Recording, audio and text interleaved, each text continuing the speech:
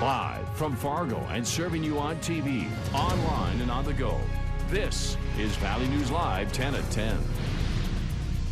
DAPL protesters trying to stop a truck from going down a public road got a gun pulled out on them this weekend.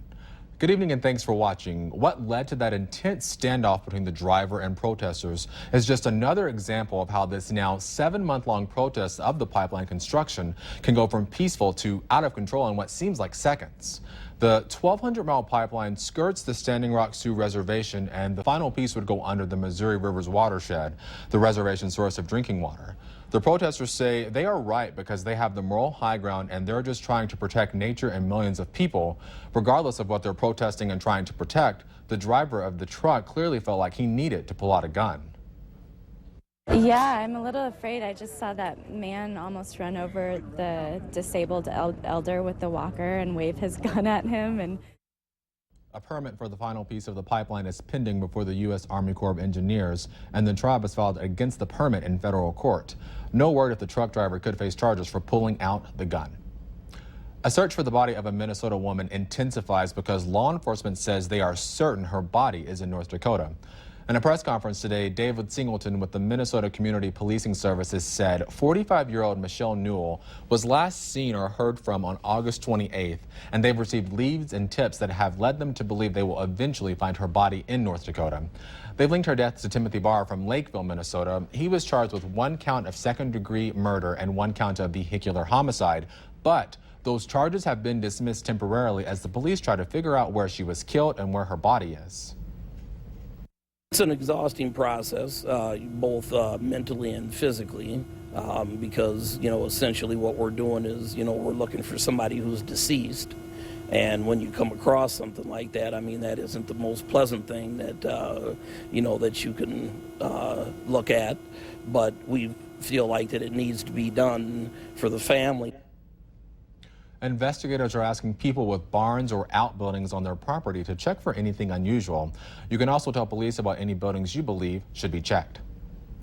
Fargo police are looking for a stolen construction vehicle that damaged a power pole. They say a JLG telehandler like the one seen here was stolen from 1213 MP Avenue North. It has the Acme Tools business logo on the side of it.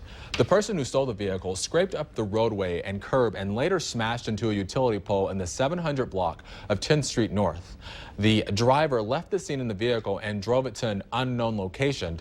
At last check, Xcel Energy is working on replacing the pole. Fargo police say a vehicle like this isn't hard to miss, so if you see it, give them a call. Holy crap, they tricked us good on this place, because the managers and everything were super nice until after you sign the lease. Imagine you finally find the perfect apartment after months of searching. You sign your lease, move in, and what do you know? You find a small army of cockroaches crawling across your floor. But what can you do now, and is it too late to get out of your lease? Valley News Team's Natalie Parsons spoke to an area woman who's living through this nightmare, and she is sharing her story, so tenants have more rights than you'd expect. Now you look at my phone and literally all the pictures are of bugs, dead bugs that I have to take pictures of because I'm trying to get out of this place. Nancy Klobuchar, her husband, and 2-year-old daughter moved into this apartment October 1st. And within days of the move, these creepy crawlers made their appearance known. In the cabinets, on the floor, behind the stove, everywhere.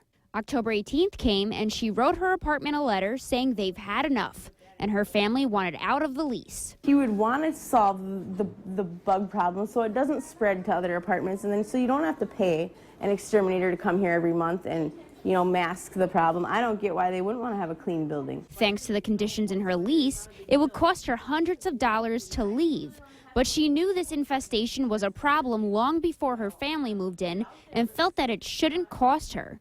So Klobuchar went to the city of Fargo multiple times and got the help she needed from a housing inspector. And he went down to the office, and the next day, the maintenance guy was here fixing all that stuff. And then the day after that, we got released from our lease. That was November 8th. Klobuchar says her apartment management had to have been aware of the situation before she moved in because other tenants she spoke to have the same thing. She also says her search for a new apartment has changed since the last time around. Look at every crack. take the refrigerator off, from behind the wall and make sure the, cupboard next to it isn't rotting like ours is, and just little things I never thought I would have to pay attention or worry about. Klobuchar says the biggest takeaway she had from this disastrous situation is that looks can be deceiving, and it's better to be safe than sorry. Natalie Parsons, Valley News Live. For more information on your rights as an apartment tenant, head over to valleynewslive.com and click on this story.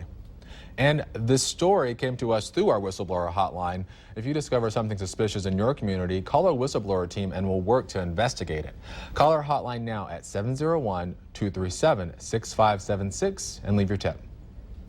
As protests continue across the country, President-elect Trump has made two major White House staff announcements. Hillary Clinton, meanwhile, has reached out to donors, blaming her loss on FBI Director James Comey's latest investigation of her private email server less than 2 weeks before the election. NBC's Jennifer Johnson has our story tonight from Washington. After days holed up at Trump Tower, the president-elect has made his first big cabinet decision, picking Republican National Committee Chair Reince Priebus as White House Chief of Staff. Donald Trump has got to go. The decision coming as protests continue from Hollywood to New York City. Thousands of angry Americans still voicing their opposition to President-elect Donald Trump. I've never seen an election like this one before, where people are so fearful. But Republican leaders say anti-Trump Americans should rest assured. People should put their minds at ease. We're going to get to work on solving the big country's problems, getting this economy growing, fixing our national security, fixing our health care problems. Hillary Clinton spoke to top donors, blaming her loss on FBI Director James Comey's decision to reopen her email investigation 11 days before the election. Clinton told donors, "Our analysis is that Comey's letter raising doubts that were groundless, baseless, proven to be, stopped our momentum." Trump's team isn't buying that analysis. I just can't believe it's always somebody else's fault. Sometimes you just have to take a look in the mirror and reflect on what went wrong. Conway, who met up with the president-elect at Trump Tower just hours before the Priebus announcement, says more cabinet picks will be coming soon. Jennifer Johnson, NBC News, Washington. Trump has also named former campaign CEO Steve Bannon his chief strategist and senior counselor as the president-elect readies his team for the White House.